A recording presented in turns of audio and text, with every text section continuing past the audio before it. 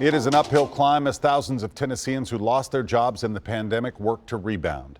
If you look back at the last 10 weeks, we are making slow but steady progress recovering. Just under 54,000 continued claims were filed last week. That's down from the peak of 325,000 in May. Currently, the unemployment rate in Tennessee is 7.4%, just more than double what it was 1 year ago. Since the pandemic began, more than 919,000 Tennesseans have applied for jobless benefits. That's a whopping 29% of the civilian workforce. But News Channel 5's Levi Ismail has been digging into those numbers, and he's learned that not all of those claims have been paid. Tennessee state officials are attributing the latest delays for processing unemployment claims to fraud. And they say while it might not be happening as often in the state itself, they know they still have to go through each claim that presents a red flag. After the last 10 weeks, the numbers look promising. It's probably the best way of saying we're on the right track, but we're far from perfect.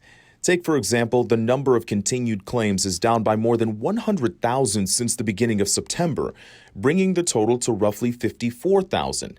It's an improvement, but it's still more than double a typical week pre-pandemic. We're still getting in so many claims each and every week that volume has not let up. So far, it's meant more than 919,000 claims since March. Now, they're not all approved, but state unemployment official Chris Cannon says it shows the need is still out there. But to protect the integrity of the system, we have to go through each of these claims and make sure they are legitimate claims. In recent weeks, people have applied for unemployment saying they haven't worked since March and now need thousands of dollars in back pay.